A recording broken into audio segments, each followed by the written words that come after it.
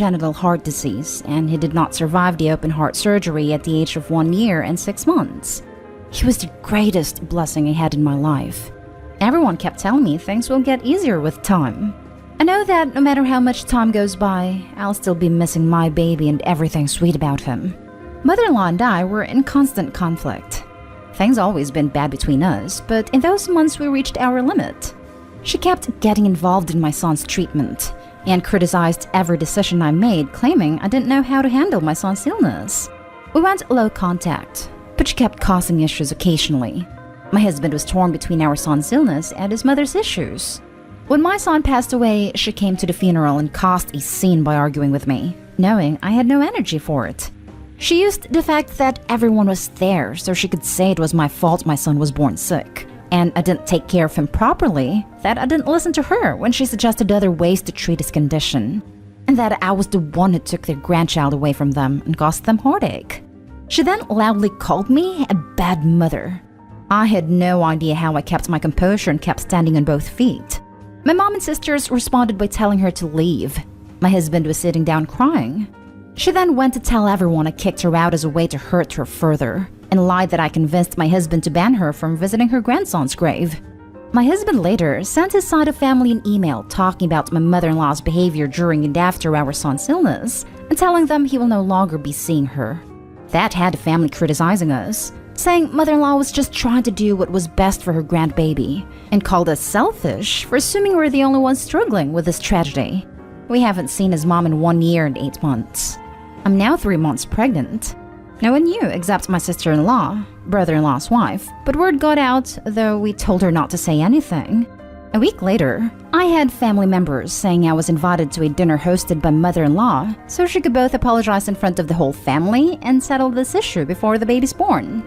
They said mother-in-law was regretful and offered to financially provide for her grandbaby, and they want to see that.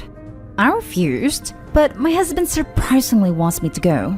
I had his grandparents calling me telling me that I'm a person with a good heart, and forgiveness is something I'm capable of giving. I told them I'll never be sitting at the same table with a person who called me a bad mother at my child's funeral. I still remember it vividly till this very day. My sister said this change of heart from mother-in-law is probably for the new baby. It could be, but I insisted I won't come. They're saying I'm making hard for everyone to move on and past this unresolved pain and should really go. Now for the top comments. Not day home. I work in nursing in ICU and I see people like your mother-in-law often. You were done so dirty and no one, absolutely no one will understand what you and your husband went through and the kind of horrific choices you had to make.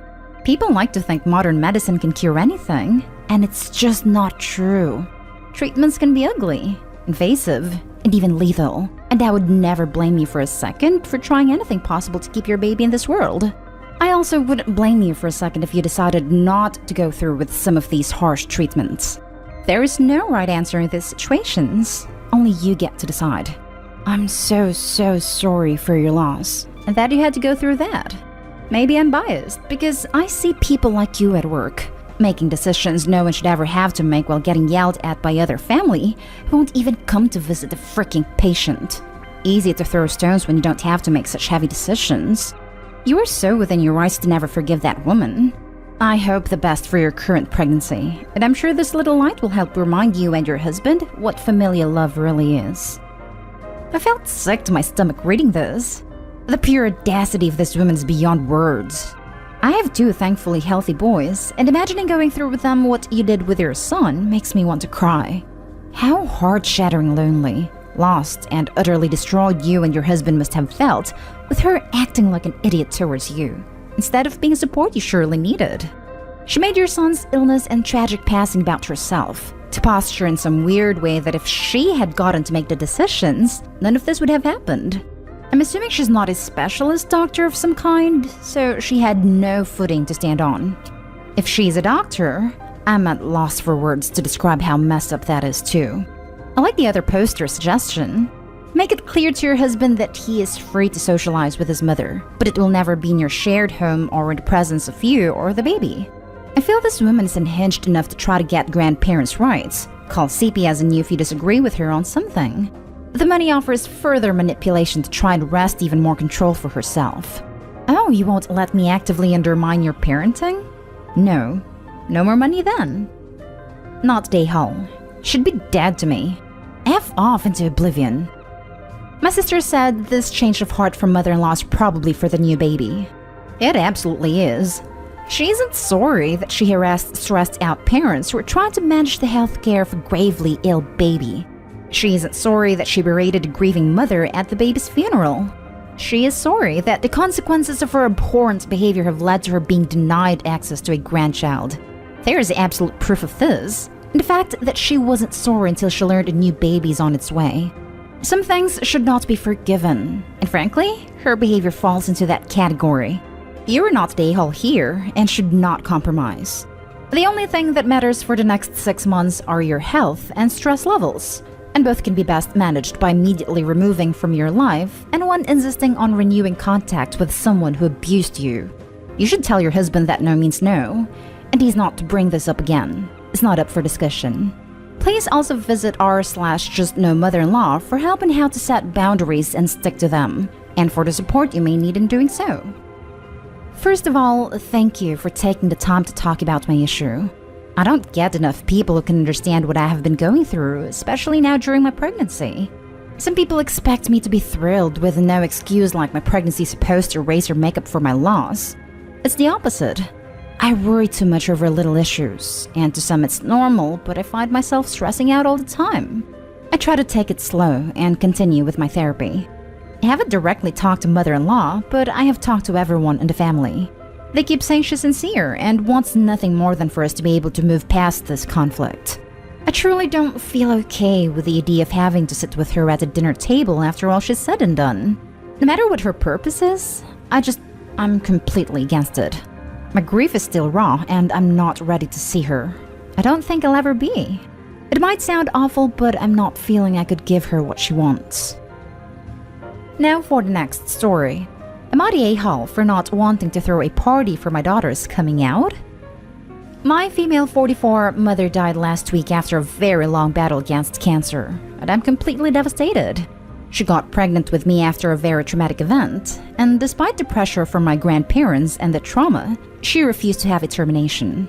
They threw her out when she was 16, with no money, no support, but that didn't deter her. And as far as I can remember, she has always been the greatest and most loving mother. She was my hero, my best friend, and I don't know how I will be able to overcome her death. 2 hours after my mother's death, my daughter Emily, female 20, decided that it was the perfect time to come out to cheer me up. Her words, not mine. I must admit that I was very unsettled by the loss of my mother, but I still tried to tell her that I was happy for her. Maybe not as happy as she expected, but I really tried to show her my love and support because she's my baby, and I want her to be happy and to know that I love her. The next day, she came to me saying that she forgave me for my attitude, and that she wanted to talk about the preparations for her coming out party. I was a little confused, but I asked her when she wanted to throw that party, and she said the coming Friday. I told her it was not possible because it was the day of her grandmother's funeral, that we could do it the next week, but not now. She was silent for a solid minute, and then all hell broke loose. She starts screaming at me, telling me that I'm a bad mother, as rotten as my grandparents, that I don't support her because I'm a freaking homophobic, that her girlfriend was right, that I'm a useless witch. I didn't even know that she had a girlfriend.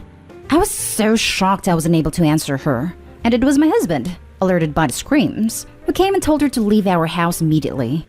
Since that day, she refused to talk to me, my husband, or her brother. She doesn't answer our calls or messages, and she did not come to her grandmother's funeral. She told all her friends that I'm homophobic, that I've rejected her because of her true nature. All I can do is crying. I feel empty and heartbroken. Now I feel like an a-hole because I can't help but think that I was too focused on my pain, that I was not supportive enough, that maybe I should have made an effort and said yes for that party because it was important for my daughter. Everything is very confused right now, and I really need a different point of view. Not a-hole. You are grieving and you wanted to throw a party? She sounds like a very self-centered person. The worst. Not a-hole. Even if it wasn't a funeral, are you obligated to throw a party about it anyway? I would say the expectation is that you accept her. She doesn't need a party. Not Dayhall. And when are you kicking out your 20-year-old ungrateful daughter? She'll spin it as homophobic. And who freaking cares? She's already done that. Your daughter, by what you describe, is a self-centered little brat who needs to be out on the street to see who really supports her. She forgave your attitude? WTF? Your mother just died and she moves the spotlight to her. Ridiculous. If my kid pulled out some BS like this, I'd give them 2 suitcases on the sidewalk with their clothes already packed. My daughter doesn't live with us, but we were helping her paying her rent because she lost one of her job and money's tight. Husband wants us to stop helping her. I know that he's right, and we will surely stop helping her. But I can't help but feeling bad. Am I the a-hole for telling my husband I won't be visiting his mother for Mother's Day? My husband is gone for military duties, and he called me today to ask if I would be going over next weekend to visit his mother for Mother's Day, to which I said no. Then I had to rehash what happened last year for my first Mother's Day. Backstory. Last year was my first Mother's Day. My baby girl was born September 2019, so May 2020 was my first Mother's Day. During a pandemic. My husband spent the day with me, but his mother called him and complained that we had not gone over to her house for Mother's Day. I told him he was more than welcome to go, but the baby and I were staying home and hanging out and enjoying my first Mother's Day. He had gone to his mother's on Friday for Mexican Mother's Day. I ordered her Mother's Day card and flowers and he took them to her. She never acknowledged the gifts, to me anyway. On the day of Mother's Day, the only people to contact me from my husband's family were my father-in-law and brother-in-law, and they both wished me a happy first Mother's Day. I was beyond grateful and expressed that to them. Shortly after Mother's Day, mother-in-law called me and told me she was upset that I didn't go to her house on Mother's Day. I politely told her that I too was hurt that she didn't even acknowledge me on my first Mother's Day. I also told her how the year prior when I was pregnant, she went out of her way to make comments to me about not being a mother yet when my father-in-law wished me happy almost Mother's Day. I was extremely hurt, but I kept it to myself. I had miscarried 2 babies prior to finally having my baby. I always felt like a mother. Her comments were hurtful. Mother-in-law then proceeded to tell me that she didn't need to acknowledge me on Mother's Day because I'm not her mother. I told her fair enough, but don't expect me or my child to celebrate you, because by your definition, you are not my mother, and you are not the mother of my child. She never apologized for her hurtful comments. We are cordial now a year later, but after that, I decided that I didn't want to spend any Mother's Day with her ever again. I brought this up to my husband, and he told me I need to suck it up, move on, and go over to his mom's. I said no.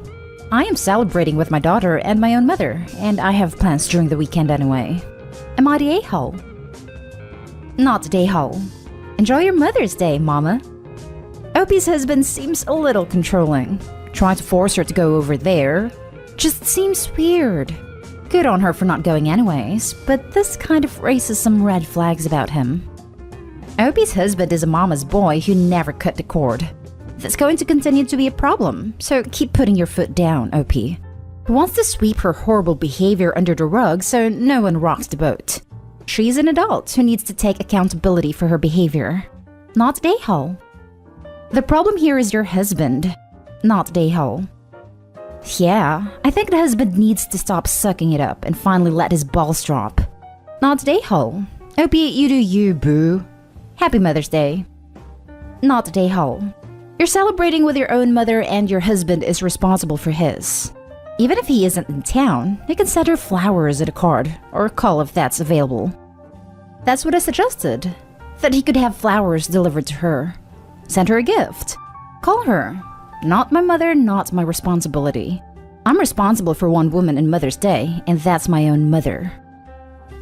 Now for the last story. Am I the a-hole for telling my sister-in-law nobody forced her to come when she complained about my food? My sister-in-law and I got along really well when my husband and I first met and were first married. Then she took offense when I ended up missing her 30th birthday party because I already had pre-arranged, prepaid plans with a couple of my friends. To clarify, the party was not on her actual birthday. It was 2 weeks earlier, and so I didn't see any reason to check the date with her. But she could not accept me picking them over her, which is how she views it. Even my husband told her it wasn't fair to expect me to lose out when it's not like I planned it on her actual birthday. But it hasn't been the same since. Ever since, whenever we're hosting my in-laws or whenever we bring food, she criticizes it. My husband and the rest of the family have called her out on being ungrateful. They have told her that she should let the party thing go, but she doesn't. My cooking or baking was never an issue before she got pissed about me not being there for her birthday. She used to ask me for recipes and would cook together for Christ's sake. This past weekend, we hosted a small dinner with family, both sides, to celebrate the impending arrival of mine and my husband's first child. Kind of like a baby shower, but smaller and much less fuss.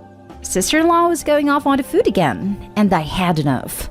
I told her nobody was forcing her to come if she hated my food so much, and maybe we would all be better off without her constantly crap-talking me through everything, even such a happy occasion. She was pissed. She was so pissed. Even more when only one relative, another sister-in-law, came to her defense or called me out. It's now created tension between the family, and I've been called a witch, an a-hole, a petty witch, all sorts of other stuff, and I feel bad for lashing out the way I did. Am I the a-hole? Now for the top comments. Not the a-hole. Sounds like you handled it perfectly. In the future, her choices are show up and shut up, you win. Stay home, you win. Show up and run her mouth again, in which case you can laugh. Roll your eyes in front of everyone and say, there she goes again. To make things even more fun, start a betting pool for how long it will take her to complain. Or if she has enough standard insults/tells, start a bingo card. The first person who gets bingo using her insults wins. Not the a-hole, by the way. If family members don't come to your defense when she insults you, they can't complain when you stick up for yourself. Where's your husband in all this? Why isn't he laying down the rules of behavior with his own sister in your own home? I'd stop inviting her. About time she experienced some consequences. Not the a-hole. This. What is your husband doing to stop this? It's his family, so he needs to make sure this harassment ends. Not the a-hole.